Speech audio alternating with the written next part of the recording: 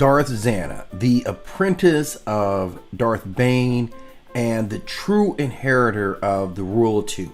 Now, Zannah is an amazingly complex character and unique even among the Sith for a lot of reasons. And she's known as being this calm storm. She's not the most fascinating among the Sith because she's not driven by rage or ego in the way that most of the Sith are. She is really a very cerebral, patient, and weaponizes psychology itself. If Bane represents brute force and domination, Zannah is quiet inevitability. She is a storm that never raises its voice but still tears everything around us down. Now, unlike Anakin or Maul, she doesn't need external validation. Her identity is fully consumed by the purpose. From childhood, she learned to disassociate emotion from action, killing soldiers, manipulating allies, betraying family, all with surgical precision. And she has this detachment that is both her armor and her prison.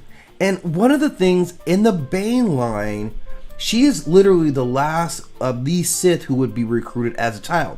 Most of the other Sith that would come down the pipe would be recruited as adults. Either, Jedi dropouts or, disillusioned Jedi or whatever. They had some experience. She's the last one. So this affected her psychology because she wasn't just, kind of brought up by Bane. She was programmed by Bane. She was a very young child who was coming out of a war-torn environment. That's where she was coming from. She had lost her whole family, and she's I think she's like 9 years old at this time. So he starts influencing her mentally well ahead of the game. So she embodies this control. She takes on all of it. She embodies this control, not just over others, but also over herself. So this mental warfare that she excels in is her lightsaber. She can break opponents through illusion, fear, and madness. And what she reveals is a deeper psychological truth. She conquers chaos not by denying it, but by mastering it internally. She has all of it there. But ironically, by embracing Bane's teaching so strictly, she becomes trapped in this ideology as well. Her identity is parasitic on the Ruler too. Her strength depends on the very system that demands that she eventually destroy her master. So this is textbook psychology. Remember, she's lost her family. He's also her father figure in some weird sense. And they kind of live like for a few years. They live this life where they're kind of developing their network. And she's living this life where she is out. She's very visible, like anti what you would think Zannah is, because of what they're projecting to the rest of the galaxy. But just there's always the idea that no matter what's going on, she knows that she's gonna have to kill him, and she's the first one who has to prepare for this. So she internalizes it deeply. She's not gonna fail, and even the process under what she goes through, she was kind of watching and waiting. And so she's learned how to sacrifice early on. There's a scene early on when he recruits her where she has to kill one of her childhood friends, and does it without any type of hesitation. But she is full with lots of trauma. Like her transition from Rain, this little girl, into Zannah, this isn't like a rise. This is a control demolition of that innocence. Bane doesn't just train her.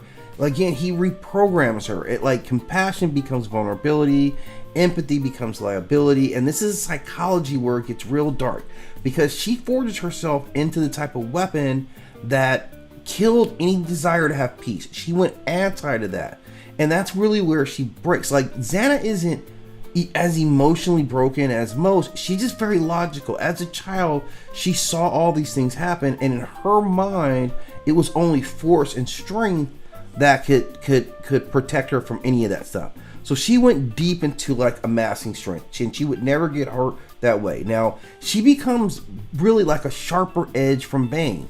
If Bane is a hammer, she's like a surgical knife, right? She's very precise. She takes the Sith sorcery, illusion, and all that evolves it into like a whole new Sith archetype. She introduces all that into this Bane line, whereas Bane was still more, he was all about knowledge. He was, but he was not into the sorcery to that degree. So she's a much more precise tool than he was, which makes sense how he was bringing her up. So again, just a fascinating character, not as monstrous as some Sith, but she was more of a mathematician of this darkness. Like, she was proof that true power doesn't shout. Like, it whispers, it's quiet, and like, she had the ability to dig inside of your brain in ways you've never really seen another Sith do it. So my hat's off to this, one of the most fascinating Sith characters. Give me your thoughts on Zannah in the comment section, and as always, hit that